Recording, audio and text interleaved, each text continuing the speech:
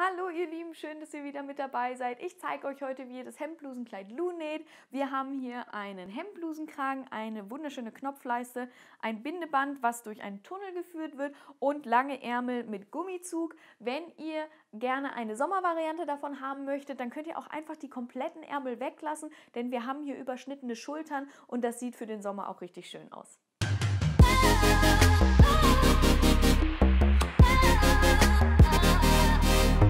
Ich habe die Teile hier schon mal aufgelegt, die wir jetzt zuschneiden werden. Hier vorne habe ich das obere Vorderteil, das ist nicht im Bruch, der Bruch ist hier unten. Hier oben ist die Webkante, also hier lang, hier und hier ist der Fadenlauf. Wir haben hier das Rückteil, das im Bruch ist. Da solltet ihr auch so genau wie möglich arbeiten, dass es auch am Halsloch nicht zu klein oder zu groß wird, damit der Kragen nachher auch reinpasst. Dann haben wir hier das untere Rückteil, also quasi der untere Rock hinten. Der ist auch im Bruch. Dann haben wir hier die Knopfleiste parallel zur Webkante. Das untere Vorderteil, also der vordere Rock quasi. Hier kommen dann noch die Kragen- und Kragenstegteile hin. Die würde ich aber immer offen zuschneiden, also in einer Stofflage, nicht doppelt im Bruch, weil so bei solchen kleinen Teilen kann sie es sonst immer mal verschieben. Das ist ein bisschen schwierig. Zudem, da hier die Teile auch mit Einlage beklebt werden, würde ich das in einem Grobschnitt machen für das Teil, was noch fixiert wird. Also einmal grob drumherum schneiden, fixieren und danach erst im Feinzuschnitt machen. Und dann, da mein Tisch zu Ende ist, kommen dann da gleich auch noch der Ärmel, der Tunnel und das Bindeband hin. Aber das schneiden wir jetzt hier erstmal alles aus. Denkt dran, immer auch schön die Knipse mit zu markieren. Am Vorderteil haben wir an der Schulter einen am Armloch. Im Rückteil haben wir 2 im Armloch, wie immer. 2 Knipse sind immer hinteres Armloch. An der Schulter auch ein. Wir markieren uns auch den Bruch in der hinteren Mitte. Dann am unteren Rückteil auch unbedingt den Bruch markieren. Und hier ist nochmal auf dem oberen Drittel an der Seitennaht eine Markierung und unten für den Saum. Dann haben wir an der Knopfleiste 3 Markierungen, einmal für die Mitte und dann die Seiten oben und unten. Und das Vorderteil ist auch genau wie das Rückteil unten. Am Saum haben wir eine Markierung hier und hier und auf ein Drittel haben wir eine. Und dann haben wir hier oben auch nochmal entsprechend der Größe.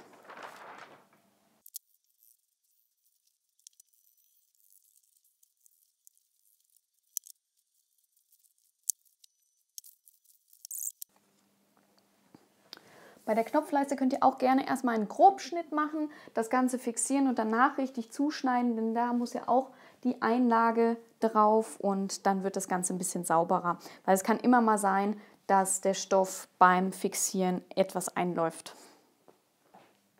Der Grobschnitt funktioniert einfach so, ihr schneidet einfach ein größeres Stück Stoff zu, als ihr braucht, fixiert dieses Stück Stoff und dann wird danach zugeschnitten.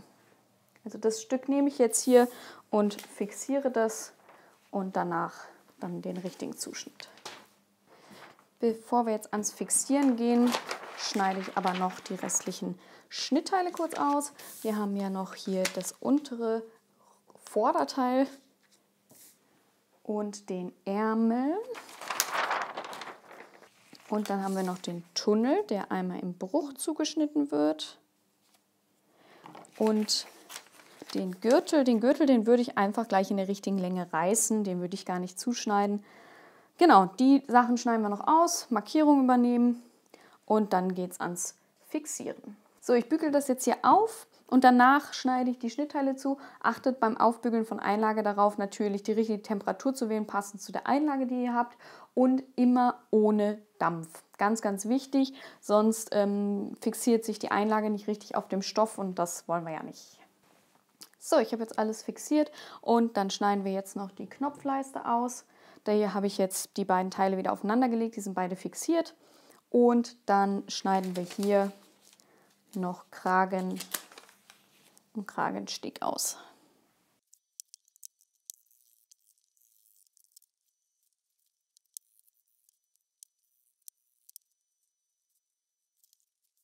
So, wir haben dann zweimal also einen Kragenstich und einen Kragen mit Einlage und dann brauchen wir noch einen ohne.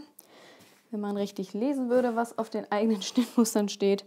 Deswegen schneide ich jetzt auch noch einmal ohne Einlage zu.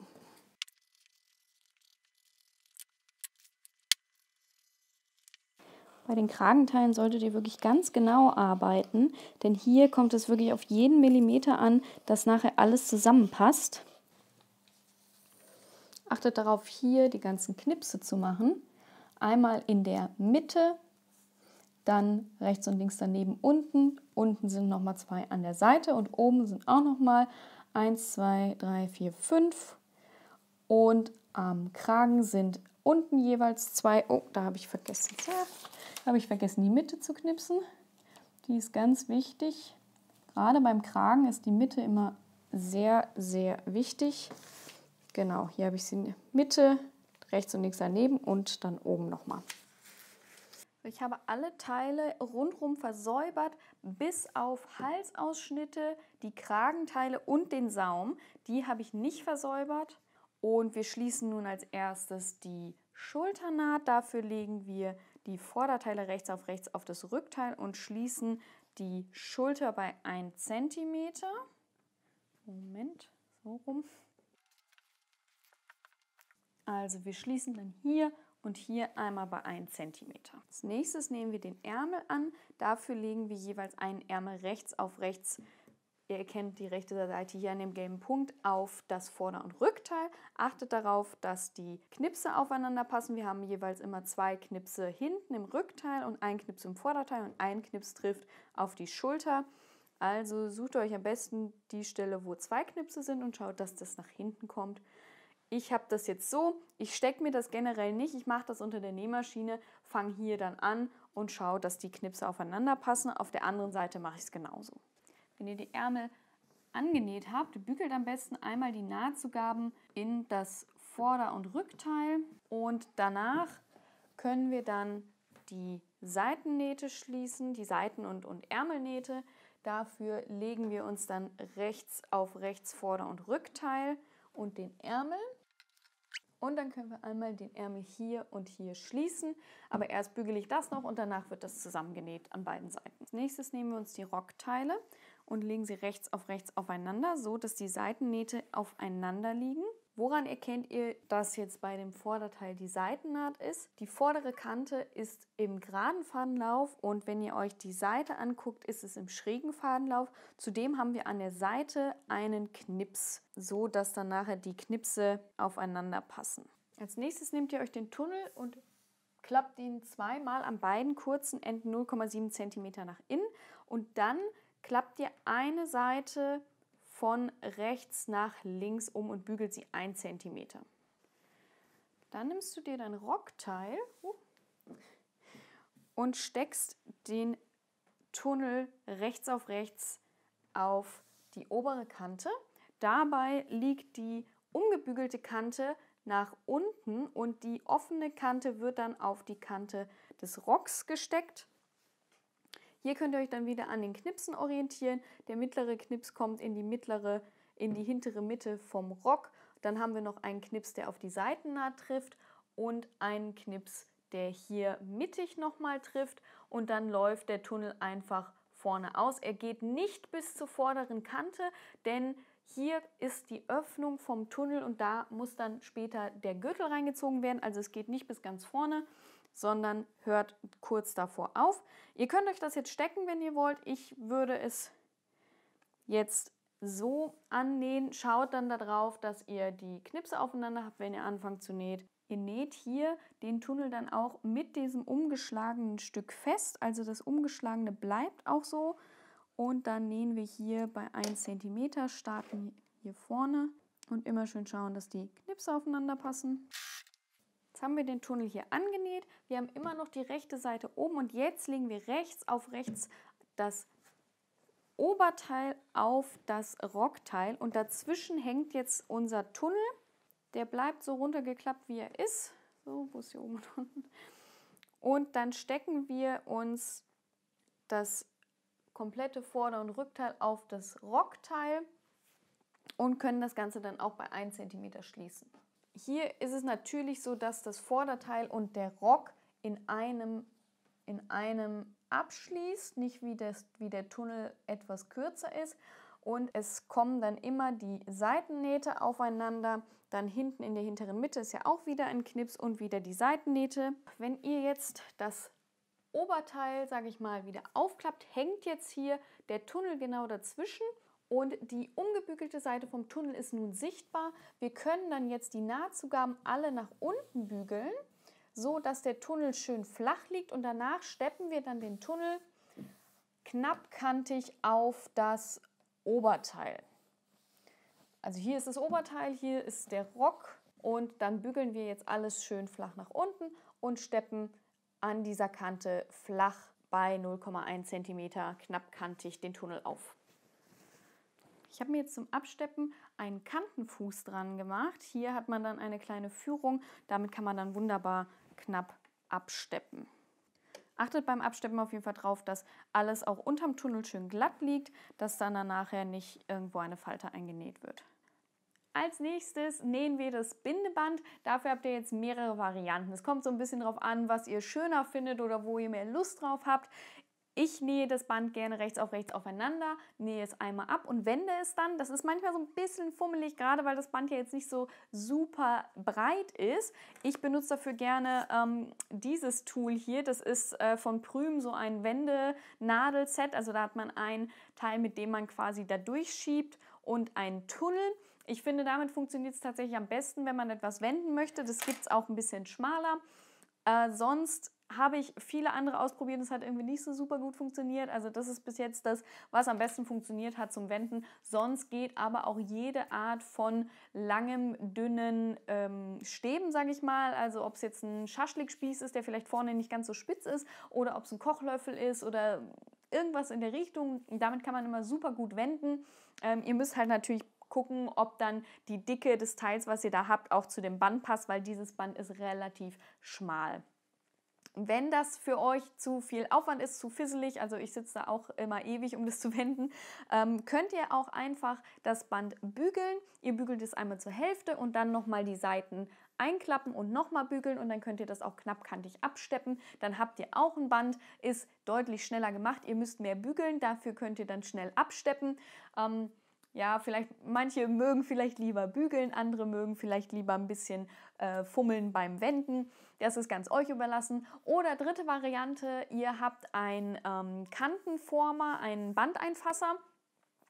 Den gibt es für die Nähmaschine. Ich habe so ein Teil nicht, aber es gibt ja manchmal so Kantenformer, so, wo man Schrägbänder reinmachen kann, und das könnt ihr mit dem dann auch machen, wo dann automatisch das gefaltet und durchgenäht wird. Das könnt ihr dann auch nehmen, falls ihr sowas da habt. Ich hätte sowas gerne, ich glaube, das muss ich mir nochmal anschaffen, aber genau, ich mache das jetzt so, ich bügel mir das nicht. Ich nähe es rechts auf rechts zusammen und werde das dann hier mit diesen Wendenadeln wenden.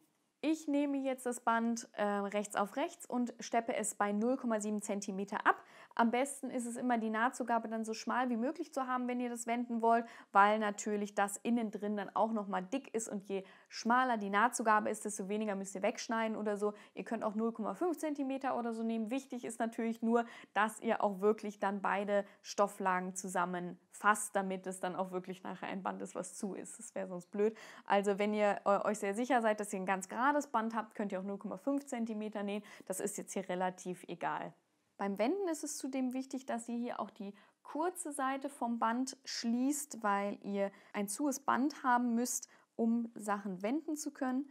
Das mache ich jetzt mal eben. Wichtig auch gut verriegeln. Diese Naht wird beim Wenden immer sehr beansprucht. Und dann nähen wir bei 0,7 cm das Band zusammen. So, ich zeige euch jetzt mal kurz, wie ich jetzt dieses Teil wende mit diesen Wendenadeln. Es funktioniert aber recht ähnlich, wenn ihr einfach nur einen Stab habt. Das ist einfach nur zum Stabilisieren und funktioniert dadurch nochmal deutlich besser. Aber ihr könnt natürlich auch, wenn ihr einfach nur so ein längliches Ding habt, stellt euch vor, das ist jetzt euer Kochlöffel oder euer Schaschlikspieß oder so. Der Vorteil ist, wie gesagt, dass ich jetzt hier einen Tunnel mir baue, dass ich eine gewisse Stabilität dann da rein bekomme. Ich schiebe jetzt also diesen Tunnel einmal quer durch mein Bindeband bis ganz zum Ende. Und dann piekse ich hier oben rein und ziehe dadurch das Bindeband in diesen Tunnel. Wenn ihr jetzt nicht diesen Tunnel habt, der das Ganze stabilisiert, nehmt ihr einfach euren Spieß oder Kochlöffel und piekst das Ganze auch so rum da rein und dann könnt ihr das Ganze so wenden. Wie gesagt, das ist dann alles ein bisschen komplizierter, deswegen nehme ich gerne dieses Wendset, weil das damit deutlich schneller und einfacher geht. Aber es geht auch mit einem ganz normalen langen Stück. Nehmt am besten keine spitze Schere, weil damit kann man sich schon mal solche Bänder kaputt machen. So, und jetzt kann ich eigentlich auch, wenn ich den Anfang gemacht habe, diesen Tunnel auch schon rausholen und dann einfach nur hier weiter ziehen, bis dann irgendwann das Holzstäbchen hier wieder hinten rauskommt.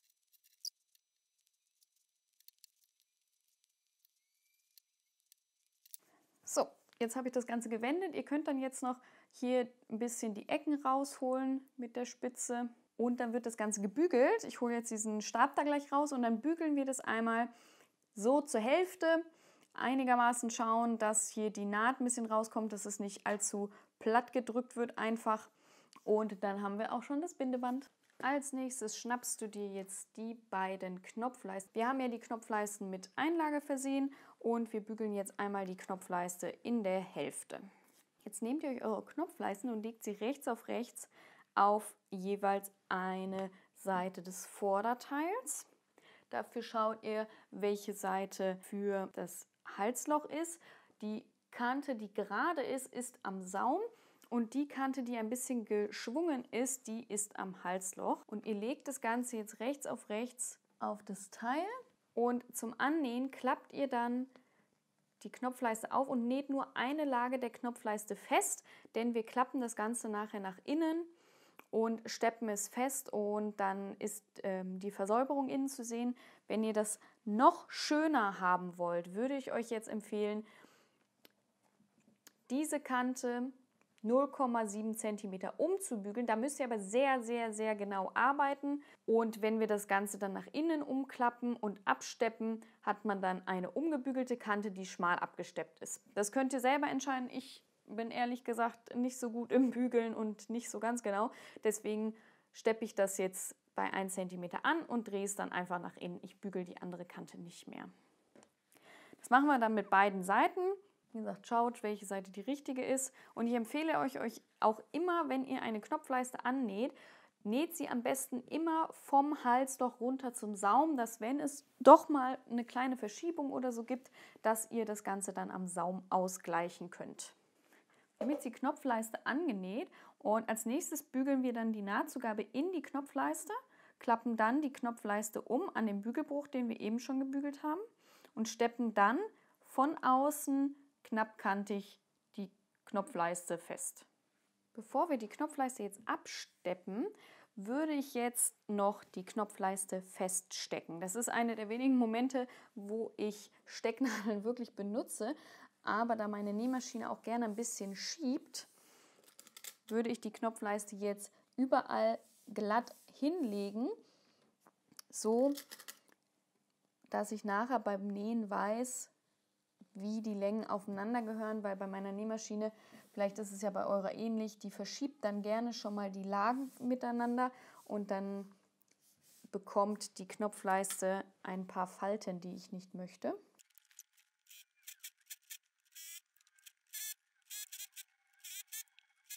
Nächstes nähen wir den Kragen. Der Kragen besteht aus den beiden Kragenteilen, einmal fixiert, einmal unfixiert und den Kragen steht auch einmal fixiert und unfixiert. Als erstes legen wir den Kragen rechts aufeinander. Dann nimmst du dir die Kragenschablone, legst sie bündig mit der unteren Kante auf und zeichnest einmal hier drumherum die genaue Form des Kragens auf. Das ist besonders wichtig, damit die untere Kante die richtige Länge hat. Und generell bei so kleinen Teilen ist es natürlich immer gut, wenn man die Form, die man später auch haben will, sich angezeichnet hat, weil da durchaus schon mal 1-2 mm entscheidend sein können. Ein kleiner Tipp, wenn ihr schöne Kragenecken haben wollt, näht die Spitze nicht ganz aus, sondern näht einen Stich quer in der Kragenspitze oder 2 und näht dann weiter. Dann habt ihr zwar nicht eine ganz spitze Spitze, sag ich mal, aber nachher lässt es sich besser legen. So, wir haben jetzt den Kragen soweit fertig.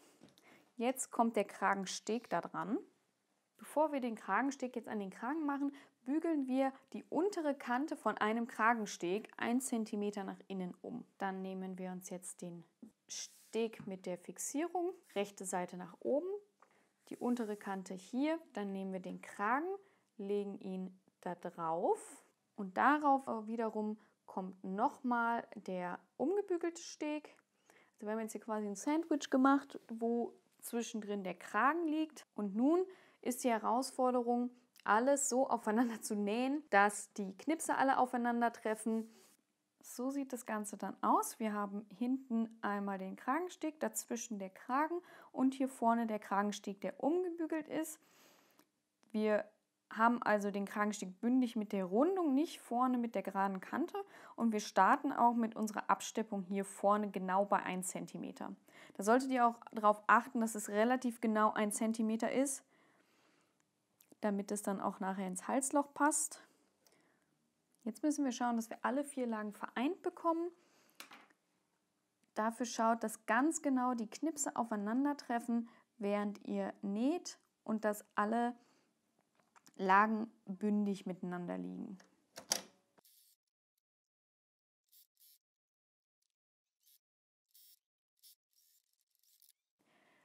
Wir schneiden dann jetzt hier die Nahtzugabe zurück und können das Ganze wenden. Dann können wir das Ganze bügeln hier und auch die ganzen Nahtzugaben alles schön flach in den Kragensteg bügeln. So sollte der Kragen dann aussehen. Wie ihr seht, schaut hier relativ genau 1 cm Nahtzugabe raus. Den brauchen wir dann jetzt, um den Kragen an das Kleid zu nähen. So, ich habe jetzt hier meinen Halsausschnitt und wir legen nun den Kragen rechts auf links auf den Halsausschnitt. Also das ist jetzt hier die rechte Seite. Ich lege es mir unten drunter und dann nähen wir den Kragen bei 1 cm an.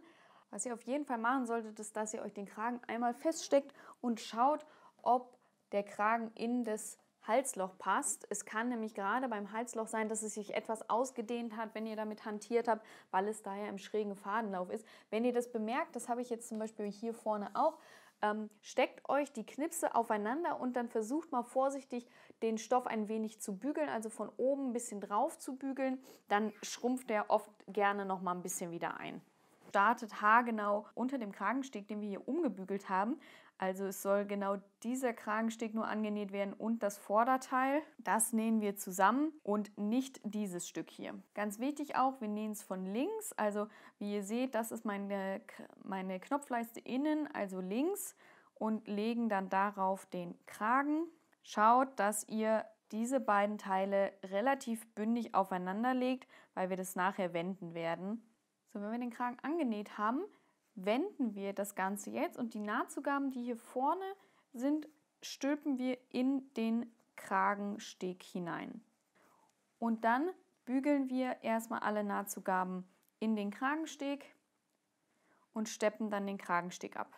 Der Anfang vom Kragensteg ist immer ein bisschen tricky, weil hier sehr viele Stofflagen und Nahtzugaben aufeinander kommen. Ich nehme hier immer hier eine spitze Schere und drücke die Nahtzugaben hier schön rein, damit ich dann mit dem Nähen starten kann. Und dann schaut, dass die umgebügelte Kante immer über der Naht ist, also immer die Naht abdeckt, damit dann ein schönes Ergebnis bekommst. Also hier gibt es jetzt beim Nähen 2 Dinge, die wichtig sind. Einerseits schaut, wie gesagt, dass eure umgebügelte Kante immer die Naht darunter abdeckt und andererseits schaut, dass hier der Kragensteg immer flach aufeinander liegt, dass da keine Wulst oder so entsteht. Und so sieht es dann aus. Von der einen und von der anderen Seite müssen wir natürlich hier noch die Fäden ein bisschen abschneiden. Der Kragen ist selbst bei gekaufter Kleidung wirklich nicht immer ordentlich genäht. Also macht euch überhaupt keine Sorgen, wenn es beim ersten Mal noch nicht so ganz hingehauen hat, dass es noch nicht ganz so sauber ist. Es braucht wirklich viel Übung, bis diese Dinger sitzen. Die sind einfach super schwierig zu nähen, aber es ist ja schon mal mega, wenn du den jetzt drin hast. Und dann gehen wir jetzt weiter. Dann kommen noch die Knöpfe und die Knopflöcher. Für die Knopflöcher brauchen wir jetzt unsere rechte Knopfleiste. Denn bei Damen kommen ja die Knopflöcher immer in die rechte Knopfleiste. Und dann brauchen wir die Schablone. Also mit der Anzeichenschablone könnt ihr dann jetzt die Position der Knopflöcher bestimmen. Dafür nehmt ihr euch am besten einfach eine Nadel und piekst in den oberen Teil, in das runde Stück von dem Knopfloch, was angezeichnet ist. Und dann könnt ihr das entsprechend anzeichnen. Ihr könnt dann jetzt an den Markierungen Knopflöcher entsprechend eurer Knöpfe einarbeiten. Und danach markieren wir dann auch die Position der Knöpfe. Ich kann euch auch noch mal kurz zeigen, wie ich meine Knopflöcher aufmache. Ich mache das meistens erst mit diesem Auftrenner. Damit piekse ich in das Knopfloch und piekse auch gleichzeitig wieder raus, weil wenn ich jetzt so schiebe, da gab es schon einige Unfälle, dass man sich aus Versehen aus dem Knopfloch rausgeschoben hat. Und dann mache ich mit diesem spitzen Auftrenner den Rest und schneide bis kurz vor das Ende vom Knopfloch. Genau, und dann noch so ein bisschen sauber machen. Man muss da die Fäden auch teilweise noch mal ein bisschen verschneiden. Aber wirklich aufpassen, dass man nicht die Fäden vom Knopfloch erwischt, sondern wirklich nur von dem Gewebe dazwischen.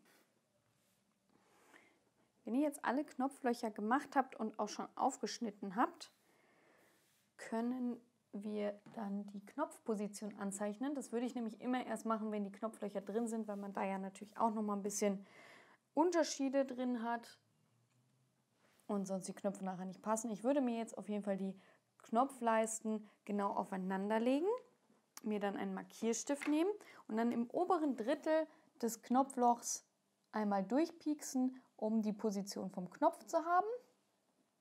Und oben am Kragensteg legt ihr euch das so hin und macht ganz vorne am Ende des Knopflochs einen Punkt für die richtige Knopfposition. Ihr könnt euch dann eure Knöpfe nehmen und annähen, da wo ihr jetzt markiert habt. Als nächstes nähen wir dann noch die Ärmel. Da kommt ja noch ein Gummi rein. Du bügelst die jetzt an den Säumen von den Ärmeln jeweils 1 cm nach innen um. Und wenn du den Saum bügeln möchtest, ich benutze gerne einen Rollsaumfuß an der Nähmaschine, dann brauche ich das nicht bügeln. Aber wenn ihr sowas nicht habt und bügeln müsst, dann könnt ihr auch gleich den Saum mitbügeln. Da könnt ihr zweimal 0,7 cm umbügeln und dann bei 0,5 cm absteppen. So, ich habe mir jetzt hier den Ärmelsaum gebügelt auf 1 cm und wir steppen das Ganze jetzt bei 0,7 cm ab. Aber lasst noch eine kleine Öffnung von so 5 cm, denn wir müssen ja noch das Gummi einziehen. In die Ärmel kommt ja jetzt noch ein Gummi und um die richtige Länge zu bestimmen, lege ich mir dann einfach das Gummi um das Handgelenk, so locker, wie ich es halt haben möchte. Ich finde es immer schön, wenn es einigermaßen eng ist. Und dann schneide ich mir die Länge ab, mache mir die gleiche Länge für die andere Seite.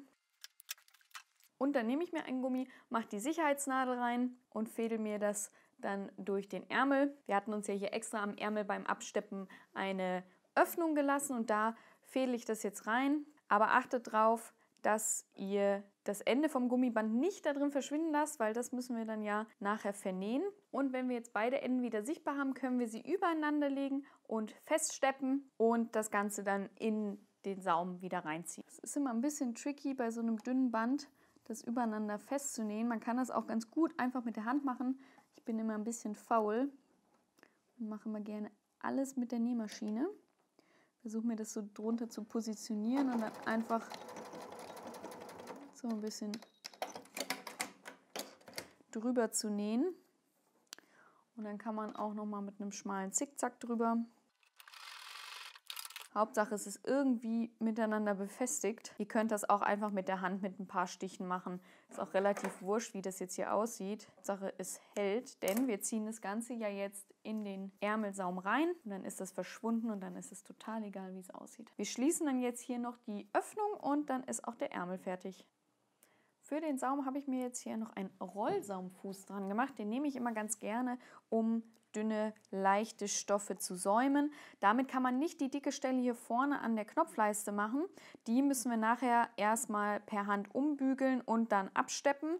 Aber weiter hinten kann ich schon mal starten und mit diesem Rollsaum dann meinen Saum umschlagen. Dieser Fuß macht quasi diesen Einschlag von alleine. Das ist anfangs ein bisschen fummelig, das da rein zu bekommen. Aber wenn es einmal drin ist, kann man ohne viel Aufwand dann einen Saum nähen.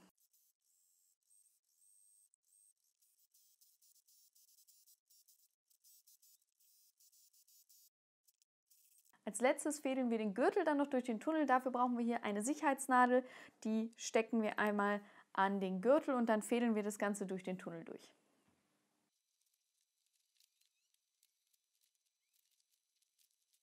So, das war's. Ich werde jetzt hier noch ein paar Fäden abschneiden und dann ist das Hemdblusenkleid Lou fertig. Ich hoffe, ihr hattet Spaß dabei. Wenn ihr noch Fragen oder Anregungen habt, schreibt mir gerne an christina@bara-studio.com und abonniert unbedingt meinen Kanal hier bei YouTube und folgt mir bei Instagram unter @bara_studio. Ich freue mich.